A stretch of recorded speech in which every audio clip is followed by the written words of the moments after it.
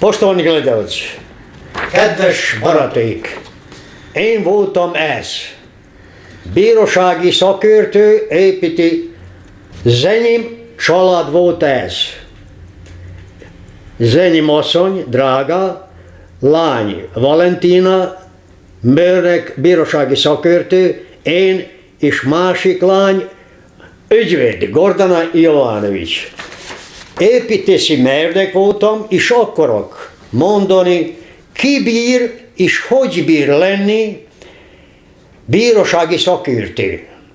De sajnálok, amit nem bírok mindent mondani magyarul, de az, aki tud szerbül, biztos megtudja, mit mondtam és hogy mondtam. Minden jó, üdvözlem, dragi gledalci. Ovo što sam na početku počeo da govorim, to je moja uspomena na moje vredne radnike, proizvodne radnike i kolege iz građevinskog preduzeća 1. maj, za koji me vežu najveće uspomene. Upravo gde sam naučio ono što danas znam i što sam znao. No, da vam se predstavim. Ja sam ovaj mali, beli logoraš sa nepune 2 godine. Ova druga slika, ovaj mali, ovako letnje obučen u zimskom periodu, 45. godine, ja sam Ilija Borjanović. Ovo je uverenje ili rješenje da sam sudski veštak od Ministarstva pravde Republike Srbije. Ova legitimacija je legitimacija rezervnih inženjerijskih oficira sa činom poručnika. Završio sam školu rezervnih inženjerijskih oficira. Komandir, voda, evo ova slika, ova donja, vodnik stažista Ilija Borjanović, a ova gornja je moja četa na zakletvi. Sljedeće, jer ovo što govorim mora imati činjenice i dokaze. Ova slika, odnosno ova je dokaz iz 67. godine moje radne jedinice, koja je brojala 129 radnika. Od tih 129, 99 je bilo proizvodnih radnika, 16 režijskog osoblja, inženjeri, tehničari, magacineri, poslovođe. Zatim 5 čistačica i 9 učenika. Ovaj čovjek kojeg vidite, to je Branko Žeželj, od koga sam ja 59. godine slušao predavanje o izgradnji Žeželjevog mosta. A ova uspomena je iz Građevinske tehničke škole, kao što vidite, amblem Žeželjov most. Svi dokazi i činjenice moraju biti potkrepljeni sa onim što znate i umete. Ovo je patent inženjera Branka Žeželja, sidrenje, kotljenje prilikom prenaprezanja.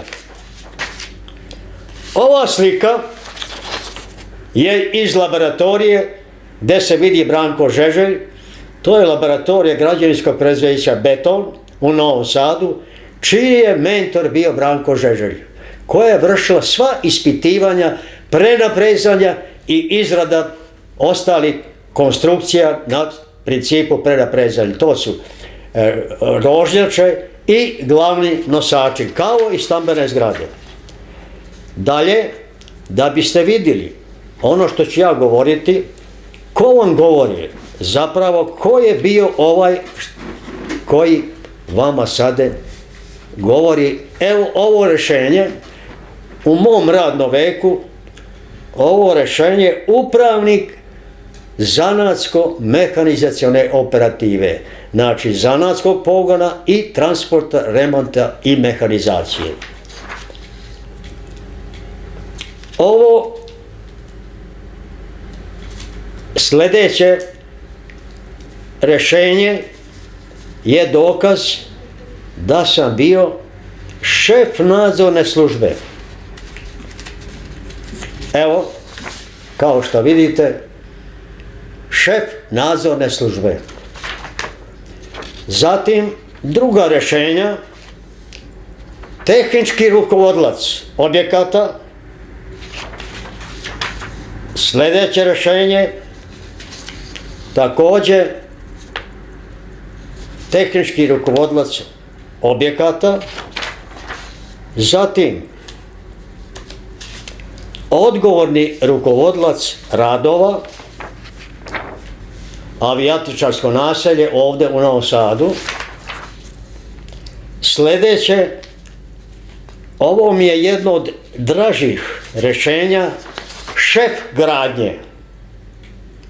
Šef gradnje. Sljedeće rješenje, također koje mi je drago, koje mi je mnogo pomoglo u životu, to je ovo. Samostalni referent za istraživanje i ispitivanje radova.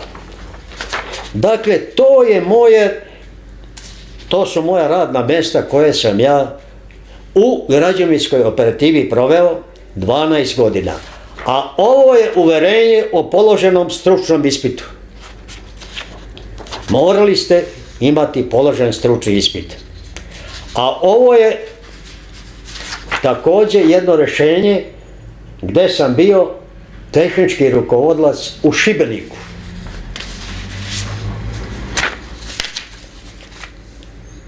Zatim, ovo je isto jedno rješenje, istraživač tržišta, a ovo je, kao što vidite, 90. godine kad sam otvorio tehnički biro za pružanje tehničkih poslovnih usluga i veštačenja. Ovo je prvo rješenje i tako dalje. Ovo su dokazi i činjenice čime se Ilija Borjanović bavio u građevinskoj operativi. Pogledajte, gospodo, ovo. Ovo je moja jedna vrlo draga uspomena koja će mi ostati u sjećanju dok sam živ. Ovo je osmogodišnja škola kapaciteta 1200 đaka u Bačkoj Topoli, sad se zove Nikola Tesla. Ja sam održao predavanje pre 2 godine u toj školi, a za uspjeh na izgradnji ove škole Ilija Borjanović je dobio ovo. Evo, to sam dobio kao trajnu i moju vrlo lepu uspomenu na izgradnju te škole, a ovo, poštovani gledalci, je jedna uspomena, moja draga, na ove ljude. Ovi su izgradili ovu školu. To su moji radnici bili. A ova slika, svečano, kad smo počeli da radimo temelje, svi su đaci došli koji će biti korisnici ove škole. Sa mojim radnicima i sa mnom. To je vreme 66. 68. A ovo je moja draga uspomena školska iz građevinske tehničke škole. Sa mojim kolegama koji su meni ostali u dragoj uspomeni i danas i uvijek. Ovo je jedan objekat 5+10. Za ovaj objekat ja sam izvršio kompletnu organizaciju rada, broj radnika, tehnološki postupci i tako dalje. To je u Bačkoj Topoli. Ova zgrada 5+6. Također moja draga uspomena gdje sam imao stan od moje pokojne sestre. Objekat koji je prvi u Bačkoj Topoli imao lift i etažno grejanje. Znači, objekat 5+6, sa svim svojim specifičnostima i tako dalje, da vam ne pričam o tome. Ova slika je moj prvi objekat 65. godine, 5+1, stambena zgrada u Staroj Moravici sa mojim radnicima ovdje, kao što vidite. Ova slika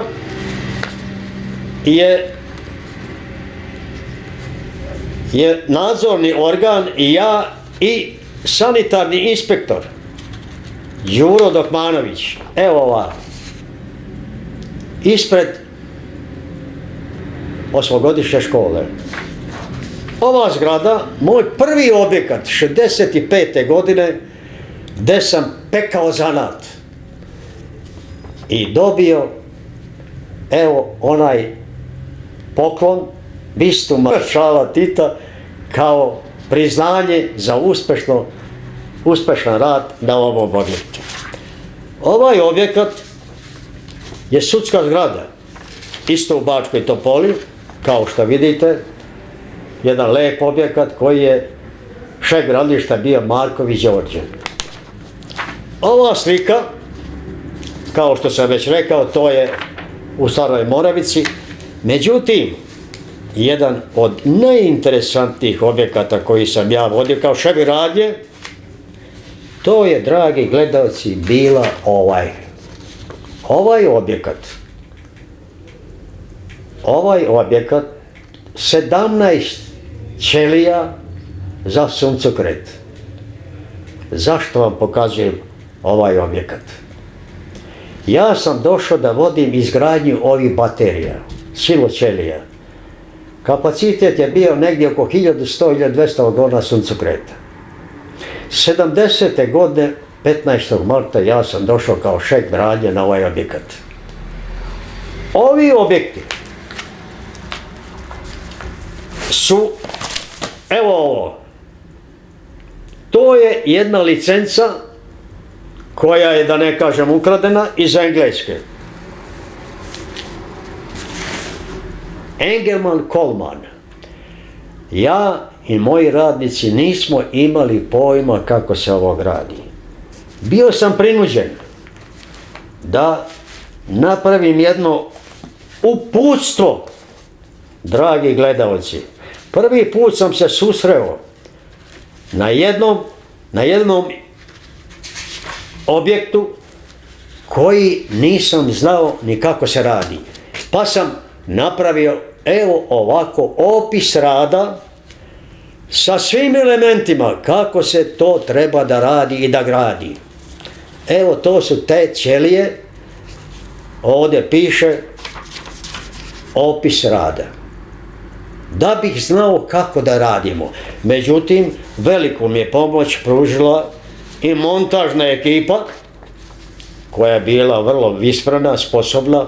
Jer vidite, sistem gradnje, ja verujem da danas od stručnjaka niko nema pojma kako se ovo gradi. Ovo se više ne gradi. Kao što vidite, tu su zatege, okolo, obručevi, a visina ovih ćelija 22,8 metara, a prečnika 9 metara. Dragi gledalci, ovo se radilo štapom i kanapom. Verujte, izidao sam 5 metara 6, i ako je došlo do deformacije u visini i obimu, rušio sam i ponovo radio. Nakon 53 godine nazvao sam, ovo su objekti vlasništva Matijevića, nazvao sam tamo i pitao da li imaju kakvih problema. Odgovorili su: gospodine, nema nikakvih problema. Onda sam otišao da vidim te moje objekte. Kako stoje? Da li su šta vršili rekonstrukciju? Ništa nisu uradili. Ni transportne trake, ni redlere, ni elevatore, ni kip platformu. Ništa nisu vršili rekonstrukciju. Pogledajte, gospodo, ove zatege. Ove zatege imaju 6 komada epruveta, imaju žabice i matice. Njihovo naprezanje i njihovo naponsko stanje mi smo kontrolisali, nećete verovati, dragi gledalci, udarcem čekića u zatege, da bismo vidjeli da li su zategnute. Moje prvo, kad sam došao na te objekte nakon 53 godine, bilo je da vidim da li zatege stoje. I na svu sreću sve stoje kao što ova slika pokazuje. Drugo, nisam imao mira 53 godine da obiđem mašinsku kuću. Mašinska kuća se ne vidi ovdje negdje, jer je statičar pogrešio u statičkom proračunu i moglo je doći do obrušavanja, da je došlo korisno opterećenje cele mašinske kuće. Vršili smo prenaprezanje po sistemu Branka Žeželja. To je takozvano spoljne prenaprezanje. I sada čuvam koje smo napone merili u žicama za prenaprezanje. Ali sve je dobro bilo i ovo je koje je Ilija Borjanović napisao za ove silose. Još jedno radno iskustvo. To je iz 70. godine.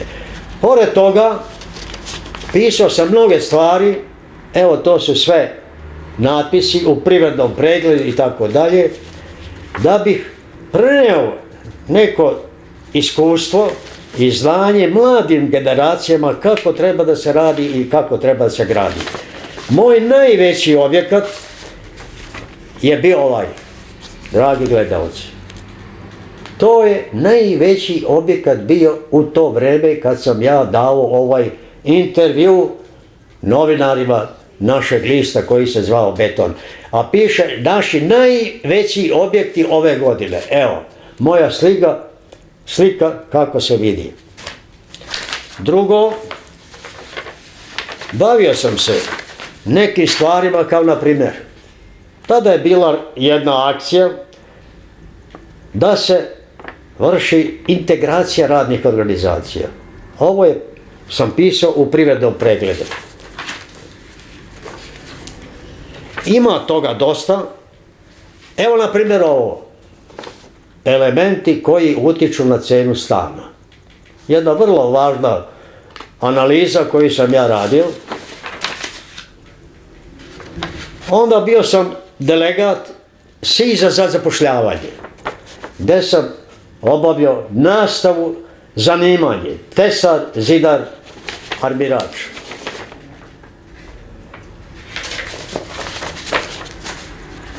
Zatim, doprinos efikasnom građevinarstvu. Ovo je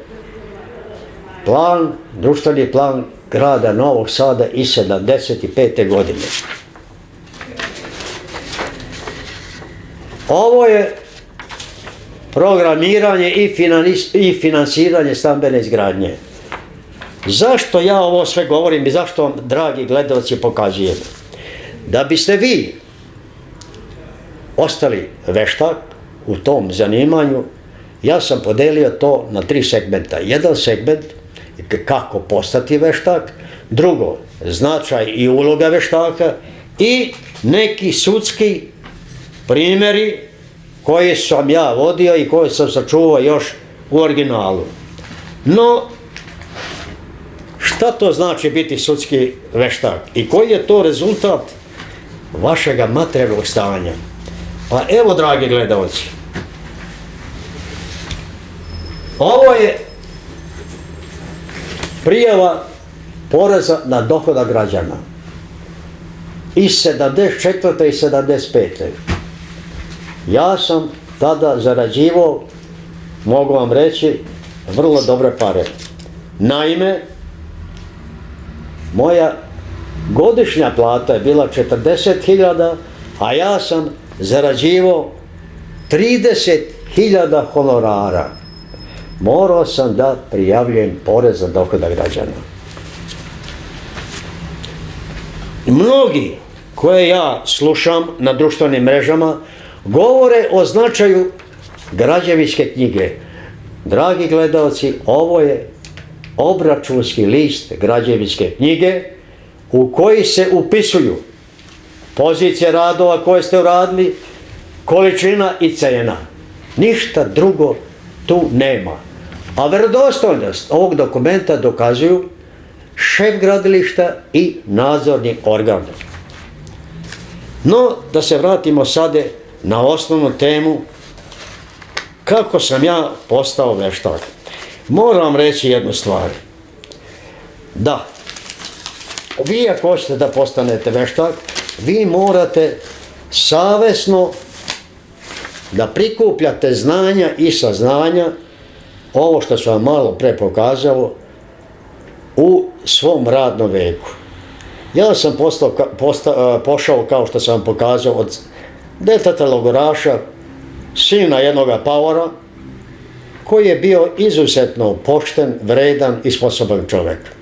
Moj otac Petar Borjanović, gdje sam od njega mnogo što naučio i moj prvi kontakt koji je bio, to je bio kad smo gradili našu zgradu, odnosno našu kuću, posle rata. Tu sam prvi put video šta je građevina, kako se radi, međutim, nije bila neka obsesija posebno građevinarstvo. Ja vam mogu reći, meni je bilo nešto drugo, kao i svakom mladom čovjeku. Evo, dragi gledalci, ovo. Voleo sam narodne pesme. Ovo su 8-9 zbirki pesama i šlagera. I danas umem da zapevam jednu divnu moju pesmu, a to je Sjetuje me majka i brine se za me. A zašto baš ta pesma? Moja pokojna majka, Sava Borjanović, kad sam odlazio iz sela, rekla mi je, dragi gledalci, bila nepismena žena, rekla mi je dve reči. Dijete moje, pamet u glavu. Ja, dragi gledalci, dugo nisam znao šta to znači. Zatim, moja velika obsesija bilo, dragi gledalci, ovo. Ja sam bio registrovani fudbaler, igrao sam fudbal za dve ekipe, FK Građevinac iz Bačke Topole i FK Građevinac iz Beograda. To su moje drage uspomene i sjećanja na jedan divno druženje u sportu. Igrao sam i odbojku, bio sam zadnji primač, ali nekako sam više volio, evo, ovaj fudbal, ovo je moja ekipa iz vojske, kad sam bio u armiji, a ovo je, evo vidite, dragi gledalci, ovo su moje ekipe, kad smo igrali, ova slika iz Beograda, protiv Baska u Beogradu. Ove slike, mali fudbal. Da vam ne prikazujem više toliko tih snimaka i toga svega, ali na kraju sam ipak završio ono što sam najmanje očekivao, da će biti ovo. Da ću biti sudski veštak. Međutim, moram vam reći da sam u toj aktivnosti dobio ovakva priznanja. Evo vidite ovo. Kao odličan učenik iz telesnog vaspitanja 56. godine, čini mi se. A onda moram pokazati ovo. Ova medalja je moja draga uspomena gdje sam bio odličan strelac u svog i sveg pešadijskog naoružanja. A to je puška, pištolj, automat, puško-mitraljez i bomba. Evo, dragi gledalci, nisam znao gdje ću završiti i kako ću završiti. Ali, hvala Bogu, ipak je sve dobro krenulo i najvažnije što vam moram pokazati, u tom radnom veku Ilija Borjanović se trudio da vodi, evo ovako, ovo su beleške koje sam ja vodio u toku rada u građevinskoj operativi. Samo ću vam jedan primjer reći. Na primjer, marka betona. ono vreme, ja govorim 60. godine, sastav mešavine, morao sam da pišem, jer se beton radio na gradilištu, nisu bile fabrike betona. Drugo, što je bio vrlo veliki izazov, to je bilo, evo vidite ovaj objekat, malo pre sam vam pokazao, 5+10 u Bačkoj Topoli. Kompletnu organizaciju gradilišta, broj radnika i tehnološke postupke odredio je Ilija Borjanović. Zatim, morao sam kao rukovodilac i šef gradnje i gradilišta da računam broj radnika i rad pojedinih sredstava rada. Evo na primjer ovaj. Ovo je bager 14. oktobar zvani Kašikar. Morao sam da računam njegov učinak da bi zamenio fizičke radnike u iskopu 1600 kubika zemlje. Pored toga, morao sam da računam broj radnika koji će biti potreban za izvršenje određenog posla, ali u saradnji sa mojim poslovođama. Zaista u to vreme imao sam divne poslovođe i rukovodioce gradilišta koji su bili moji saradnici, savesno su obavljali svoj posao na izgradnji, tako da mogu biti zadovoljan posebno sa poslovođama. To su bile vrste poslovođe kojih ja i danas pamtim, pretežno mađarske nacionalnosti. Kišlinder, Morvaj, Turuc Peter, Nemet Janoš, Nemet Pišta i tehničari koji su, ovo što sam ja vama malo pre pokazao, imali svog udela da bi se to kvalitetno i na vreme uradilo, a to su bili, nažalost, mnogi su pokojni, živ je samo Vranješ Nikola, Erči Laslo, Višnjevski Lajoš, Štraka Bela i tako dalje i tako dalje. Ova uvertira razgovora je kako i na koji način biti validan i vrsan veštak. Kao što ste vidjeli iz ove moje priče i ovih, ako pogledate, dragi gledalci, evo ovdje pred vama, tu ima jedno 15-16 rokovnika, kalendara, gdje su svi predmeti koje sam ja radio u životu evidentirani sa svom problematikom koja je eventualno bila ili nije bila, ali pre toga, nego što ja sam bio u dve radne organizacije. Jedna radna organizacija je bila Prvi maj Bačka Topola, a druga Beton Novi Sad. U tom preduzeću, građevinskom preduzeću Prvi maj, mogu vam reći da sam stekao najveće iskustvo i saznanje. A evo zašto. Nakon položenog stručnog ispita, mi mladi, u to vreme inženjeri i tehničari, dobijali smo vrlo odgovorne zadatke. I to shodno evo ovome, Zakonu o investicionoj izgradnji. Da biste vidjeli kao malo pre što sam pokazao, 129 radnika, a ja 25 godina. Morao sam, dragi gledalci, da savladam proizvodno finansijske planove. Jer sam bio član stručnog kolegijuma i morao sam da uđem u tu ekonomsku materiju, jer ta ekonomska materija je mogla da me udari po glavi, ne mene, nego i moju radnu jedinicu. Morao sam da znam šta su direktni troškovi, indirektni troškovi, troškovi materijala, radne snage, ugovorno i zakonske obaveze. Mogu vam reći da mi je to u životu izuzetno mnogo pomagalo. Sljedeće, za sve objekte, pogledajte, dragi gledalci, ja u toku svog radnog veka morao sam da znam ovo.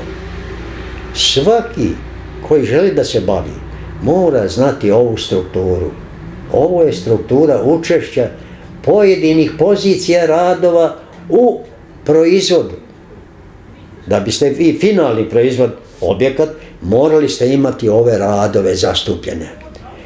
To sam činio za svaki objekat koji je bio klasičan, polumontažni i montažni. Dalje, da biste vi zaokružili svoje znanje i zvanje, dragi gledalci, ovo je edukativna jedna emisija koja ima zadatak da one koji se bave ovom naukom, da nešto bolje uradi, a oni koji ne žele da se bave, da nešto nauče. Evo, ovo je jedan primjer. Zbirka propisa SAP Vojvodine o projektovanju, izgradnji investicionih objekata sa komentarima sudske prakse. To je meni mnogo. Gospodo draga, ova knjiga, pogledajte, to je građansko-pravna odgovornost izvođača i projektanta. Ovo je azbuka, Lehrbuch.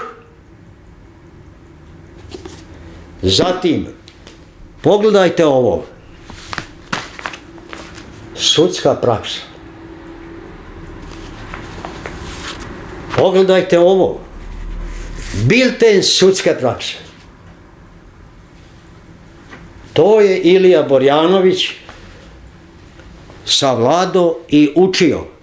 Pogledajte ovo. To je Ilija Borjanović mora da zna. A pogledajte ovo.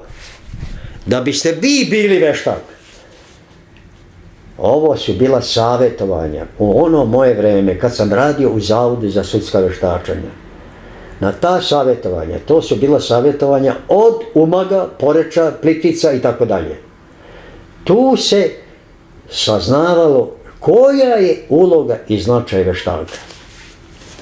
Sljedeće, pogledajte ovo, ja se zgražavam, dragi gledalci, kad slušam neke komentatore na društvenim mrežama o ovome. Ovo je prenapregnuti beton, a njegov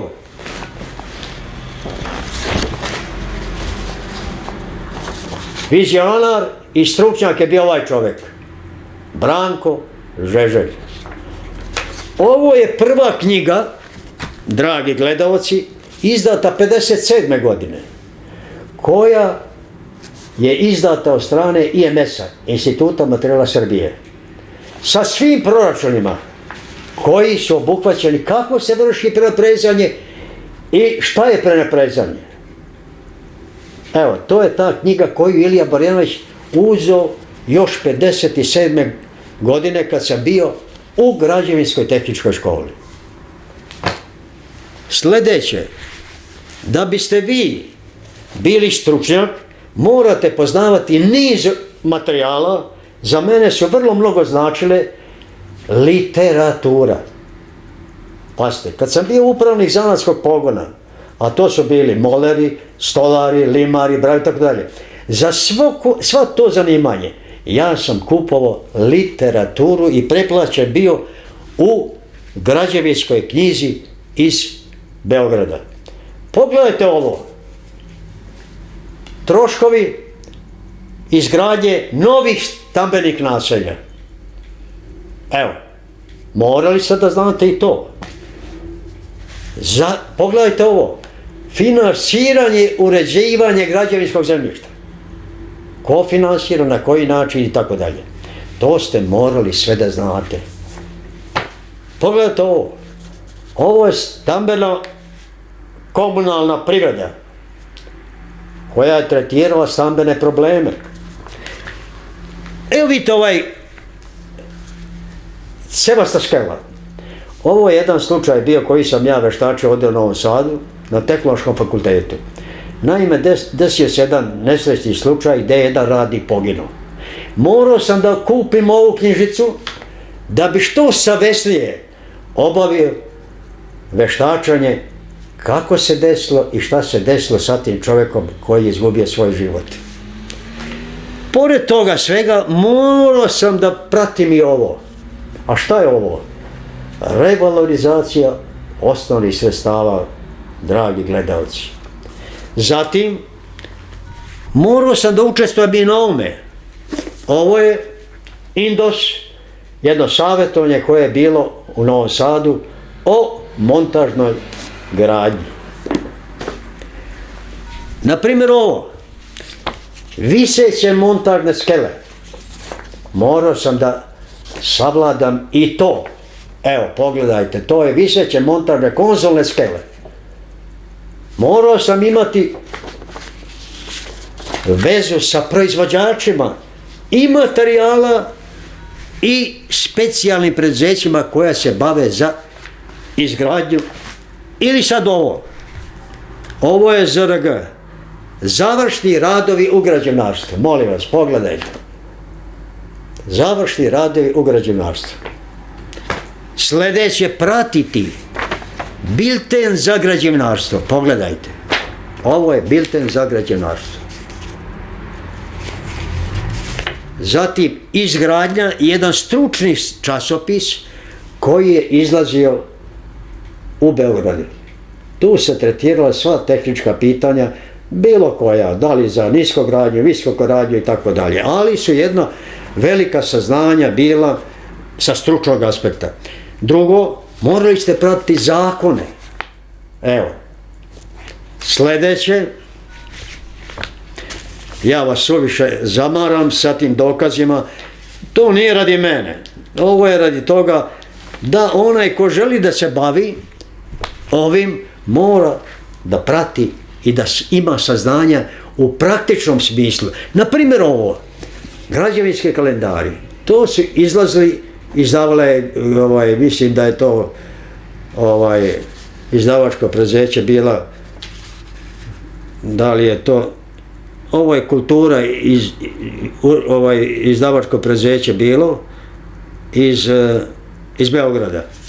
Ali šta je ovo?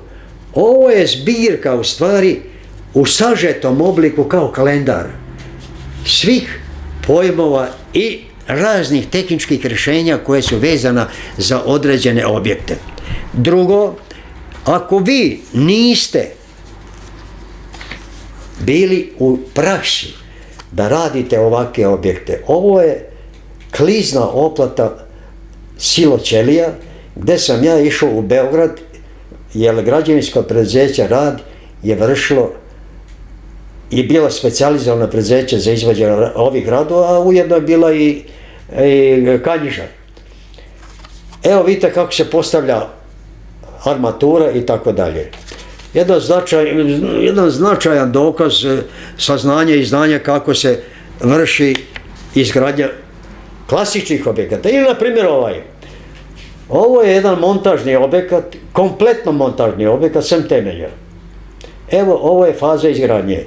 Drugo, imao sam priliku da idem u Mađarsku čitavih 6 godina da bih gledao kako oni vrše gradnju i izgradnju objekata. To mi je, mogu vam reći, mnogo pomoglo. A što se tiče hidroizolacije, evo ovo je bilten kemijski kombinat Zagreb. Hidroizolacija i izolacija objekata. Finale mog rada bio je evo ovo. Veštak, značaj i uloga. Da se razumemo, dragi gledalci, ako čovjek nema dobro zdravlje, sve je ovo suvišno i nepotrebno. Znači, osnovu za bavljanje jednom djelatnošću čine zdravstveno stanje ličnosti. Ja sam imao kolega koji nisu smeli da se pojave na sudu, pred veće petorice, pred sudijom pojedincem i tako dalje. No, sad ćemo da govorimo o drugoj temi, a to je, evo ova. Veštak, značaj i uloga. Moje je neko učešće u veštačanju je bilo davnih tamo 60. godina.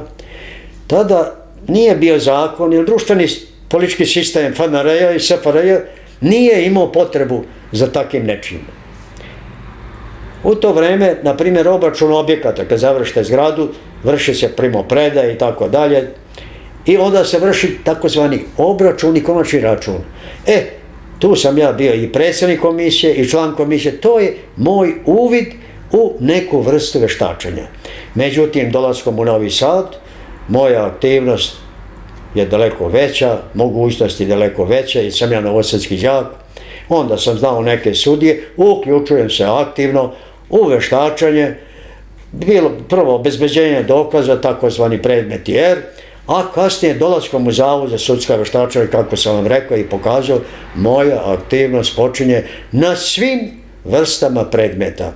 Da li su to krivice, istrage, privredni sporovi građana, i tako dalje, stečaj, radio sam i porekla imovine. Šta hoću da vam kažem? Uloga i značaj veštaka je vrlo značajna. To je jedan deo u sudskom postupku gde veštak daje jedan deo viđenja i razrešenja nekog događaja sa tehničkog aspekta. On nije sudija, niti on može da presuđuje. Dakle, on je saradnik sudu u rešenju nekoga problema. Šta je mnogo značajno? Mnogo je značajno kad sudija donose rešenje ili naredbu. Veštak, validan, sposoban veštak, mora da zna i jedno i drugo. Koja mu je uloga? Ne može biti neko mišljenje sa pretpostavkama, aproksimacijama i tako dalje. Veštak mora biti jasan, razumljiv i uverljiv. Ako je to, onda je on validan veštak. Mogu vam reći, moje životno iskustvo je bilo veliko, ja sam dočekao tu penziju, mogu vam reći solidnu, zadovoljan i na kraju mogu da kažem da sam srećan što su, moje ćerke završile fakultete, postale svoji ljudi, imaju svoje porodice i tako dalje. No, sad ćemo preći na zadnji segment, a to je, vidite ovaj. Ja ću vam samo dati neke primjere. Ovo je jedan krivični predmet pred Višim sudom u Novom Sadu. Kod jednog sudija nije važno, to je istražni predmet, KI 125/15 i tako dalje. Evo pogledajte, neću vam pričati, evo pogledajte. Zašto vam prikazujem ovaj predmet? To je, koja to godina bila? 85. godina. Zašto vam pokazujem? U onome društveno-političkom sistemu koji je bio u SFRJ, imali ste direktore generale i imali ste direktora OUR-a, a OUR-i su bili organizacije udružnog rada. Ovdje je tipičan primjer kako je generalni direktor mrzio ili se nije slagao sa direktorom OUR-a i podneo krivičnu prijavu protiv njega. Ovo je istražni predmet gdje sam ja i u istrazi vršio veštačenje i u krivici. Naime, ovaj okrivljeni kao direktor OUR-a prisvojio neke reslove, znači one otpadke, neki tamo materijala i u Ravnom Selu, moram navesti ime, mesto, u Ravnom Selu je dao svom ocu da vrši pokrivanje krovne konstrukcije i tako dalje. I ja sam morao da izvršim procenu tog materijala, jer to nije smeo da radi, jer morao je dati da se rashoduje taj materijal, pa da postane vlasnik, ako kupi. Međutim, tad je bio limit, ako nešto uzmete, bio je limit 300.000, koliko je bilo, a to moja procena još jednog veštaka je bila ispod toga, tako da je oslobođen odgovornosti. Ovo je jedan predmet interesantan. Zašto? Veštak, ako ne može sam da utvrdi činjenice i dokaze, on mora da se posluži institucijom. Ovo je, ja sam veštačio jedan slučaj hidroizolacije, to je bilo u Zrenjaninu, Luxor fabrika, gde je jedan izvođač iz Novog Sada radio izolaciju. Međutim, nakon 3 dana došlo je do prokišnjavanja. I ja sam onda mi je pokazao atest, nećete verovati, dragi gledalci, IGH, Institut građevinarstva Hrvatske iz Zagreba, gdje dokazuje da je taj materijal, takozvani torosal, merodavan za izvođenje hidroizolacije. Morao sam otići, evo vidite, ovu vizit kartu, kod onoga koji je potpisao taj atest, a to je bio Iso Basarić. Taj predmet sam uspješno rešio jer sam dokazao da izvođač nije primenio što je trebalo da primeni na diletaciji, takozvani akril. Ovo je jedan za mene neverovatan predmet. Pogledajte, dragi gledalci. Ovo obezbeđenje dokaza sam ja vršio sa kolegom Savinom Živkom, geometrom. On je geometar koji treba da utvrdi količinu ukradenog peska na lokaciji pristaništa Novi Sad. U lokaciji Bajčić-Želinskog ulica. Pogledajte, molim vas, to je 2007. godina. A danas je 2025. godina.